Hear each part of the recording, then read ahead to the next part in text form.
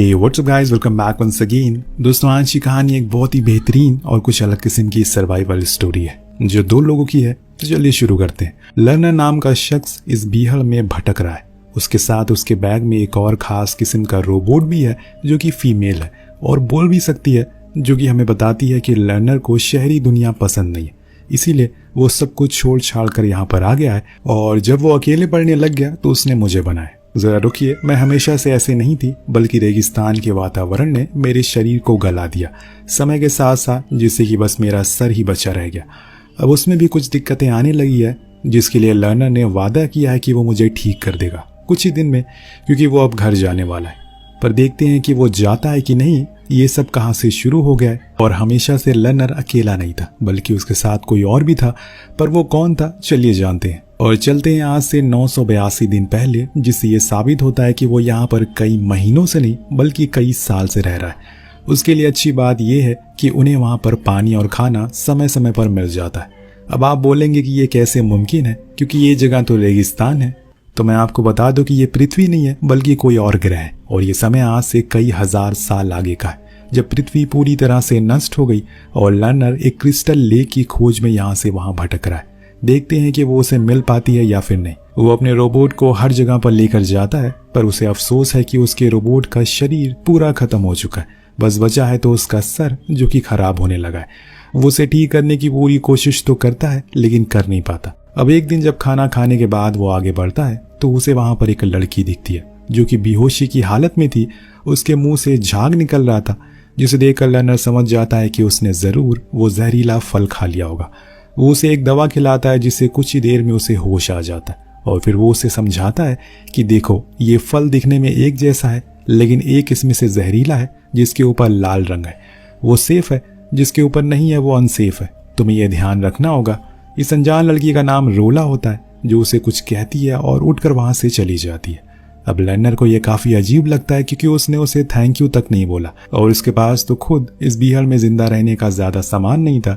पर वो उसे इग्नोर करता और अपने रास्ते चल देता है। दरअसल शहर में रहने वाले लोगों ने रेगिस्तान के बारे में काफी कुछ अजीब लिखा हुआ है और अफवाह उड़ाई है कि जिससे ये लोग यहाँ पर आने से डरते हैं और कोई नहीं चाहता कि इस गर्मी में ऐसे भटकता रहे। इसीलिए रोला ने भी उस पर ट्रस्ट नहीं किया। उसे लगा होगा कि आखिर में यहाँ पर वो कर क्या रहा है, लेकिन यही बात तो मैं भी उससे पूछ सकता हूँ।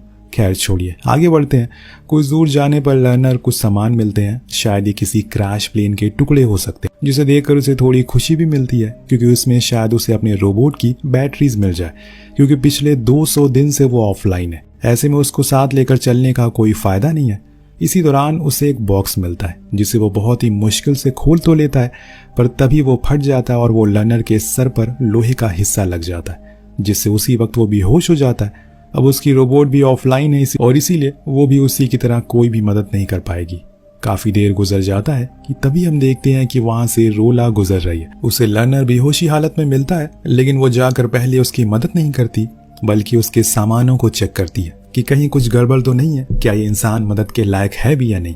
और वो उसके रोबोट के सर को काफी ध्यान से देखती है कि ये कैसी चीज है, कोई रेगिस्तान में इसे कैसे लेकर घूमेगा। उसके बाद वो उसके बैग में एक जर्नल मिलती है, जिसमें लर्नर ने एक अलोन समुराई की स्टोरी लिखी थी। वो उसे पढ़ना शुरू करती है और साथ में कुछ खाती भी है। अब कहानी खत्म करने के बाद वो लर्नर के सर से वो टुकड़ा हटा देती है और फिर उसकी मरहम पट्टी करती है, जिससे कि कुछ देर बाद उसे होश आ जाता है। और वो उसे बताती है कि उसने उसकी किताब पढ़ ली और वो काफी अच्छा लिखता है। पर लर्नर को उसकी ये हरकत पसंद नहीं आती, इसीलिए वो उसे वार्न करता है कि आइंदा से मेरी कोई भी सामानों को हाथ मत लगाना।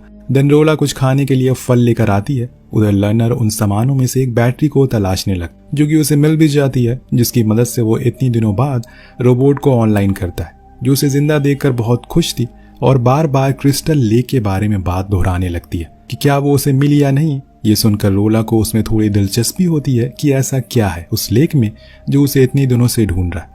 इसी बीच फिर से उसी रोबोट ऑफलाइन हो जाती है, क्योंकि वो बैटरी ज्यादा देर तक नहीं चलती। पर रोला के सवाल खत्म होने का नाम ही नहीं ले रहे थे। वो बार बार उसी लेक के बारे में पूछती है, क्या सच में यहाँ पर कोई जादुई लेक है। तो वो कहता है कि नहीं, ऐसा कुछ भी नहीं है। इस बीहड़ में कोई लेक कैसे हो सकती है, वो भी मैजिकल। ये कहकर वो हंसने लगता है, पर रोला को यकीन है कि जरूर यहाँ पर कुछ है, क्योंकि ऐसे कोई यहाँ पर भटकेगा नहीं। उसके इस सवाल का जवाब देते हुए वो बताता है कि मैं यहाँ पर इसलिए आया था ताकि मुझे शहर से थोड़ा सुकून मिल सके। लेकिन लोरा को पूरा यकीन है कि जरूर वो उसे कुछ छुपा रहा है, इसीलिए वो उसे कहती है कि मैं तुम्हारे साथ आना चाहती हूँ, हम दोनों मिलकर उस जादुई लेक को जरूर ढूंढ लेंगे।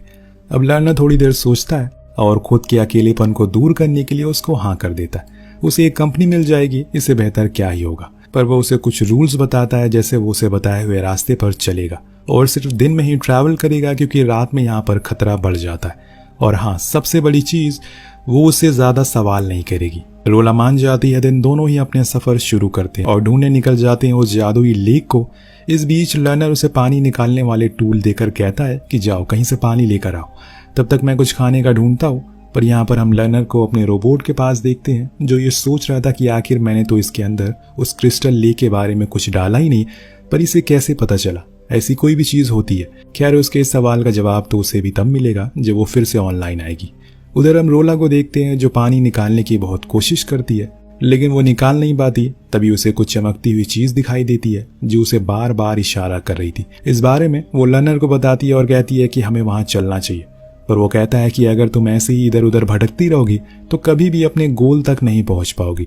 तुम्हें उस लेक को ढूंढना है तो बस उसे ही ढूंढो, यहाँ वहां की चीजों को इग्नोर करो। रोला को उसकी बात पसंद नहीं आती, इसीलिए वो उससे निकाले हुए पानी को भी नहीं पीती और फिर वहां पर वो दोनों उस रात को काटते हैं। अगले दिन फिर से अपने ये सफर शुरू करते हैं। थोड़ी दूर जाने पर रोला को कुछ मिंट के पेड़ मिलते हैं, जिन्हें तोड़कर वो लर्नर के पानी में मिला देती है, जिससे उसका टेस्ट और भी बेहतर हो जाता है। अब दोनों ही ऐसे चलते रहते हैं और चलते चलते इसी बीच हम लर्नर को देखते हैं, जो बहुत कोशिश करता है कि अपने रोबोट को ठीक कर सके, लेकिन ऐसा वो कर नहीं पाता। उधर रोला काफी चिल लड़की होती है, वो खूब मस्ती करती है, पर एक दिन इन्हें खुद के अलावा कोई और अपनी ओर आते दिखता है। जब वो करीब जाते हैं तो इन्हें पता चलता है कि वो एक बूढ़ा आदमी है और उन्हीं की तरह ही ट्रैवल कर रहा है। रोला उसकी उम्र को देखकर अपने साथ आने को कहती है, पर वो मना कर देता है क्योंकि उसके पास उसका खाना पानी है, उसे किसी और की जरूरत नहीं है। देन रोला उसे बैटरीज के बारे में पूछती है तो वो बिना जवाब दिए वहां से जाने लगता है। तो वो उसे रोकती है और पूछती है कि तुम यहाँ करने क्या हो, क्या तुम्हें किसी चीज की तलाश है। उसे ये सवाल करने से लर्नर रोकता भी है, लेकिन वो नहीं रुकती।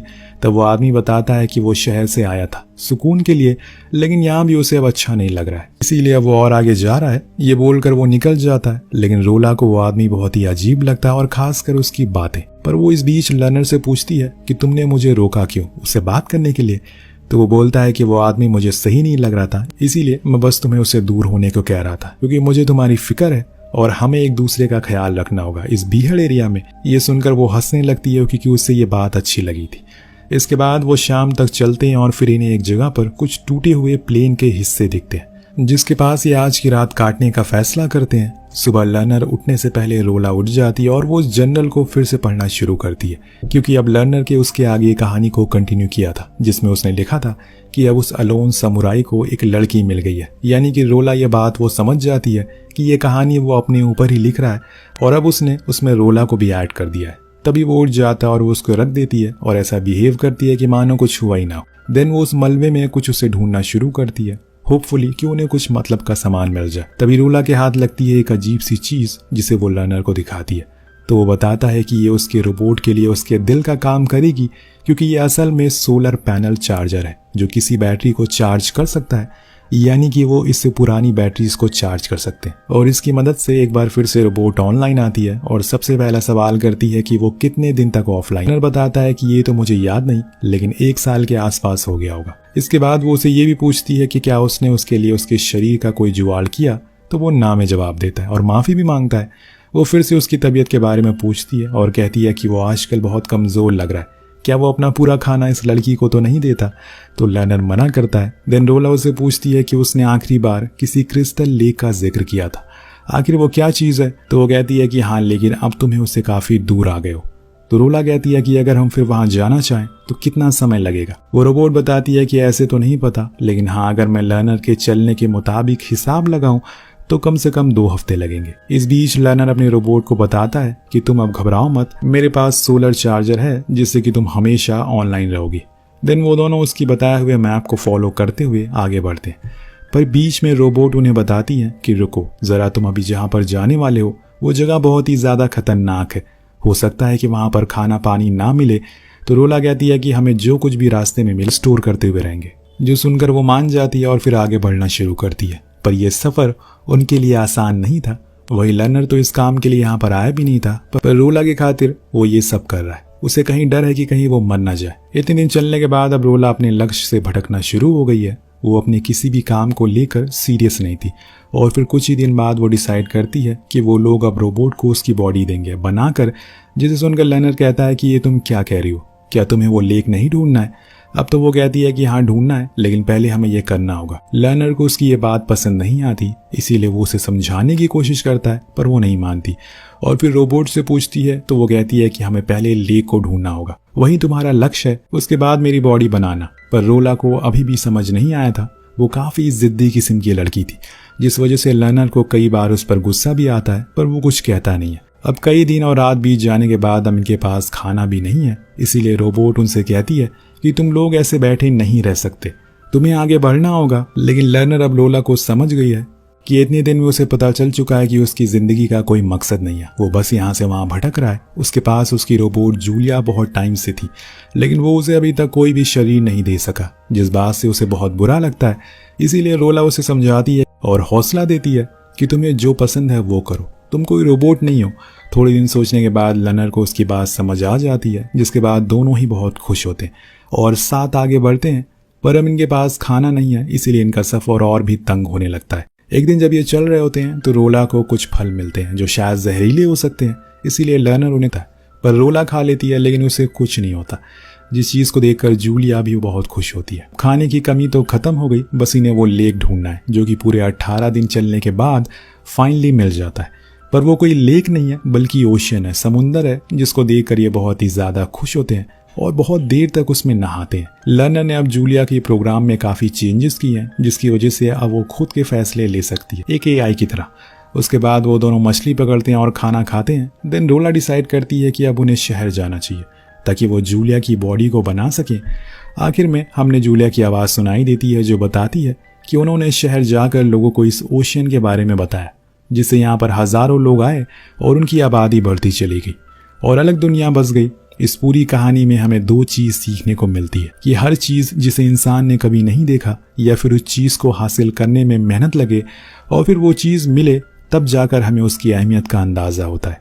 दूसरी ये कि आप कितने भी लंबे सफर में क्यों ना हो, एक अच्छा इंसान उस सफर की दूरी को कम कर सकता है। तो आपको कहानी ये कैसी लगी नीचे कमेंट करके जरूर बताएगा। मिलते हैं अगले वीडियो में। Thank you so much watching.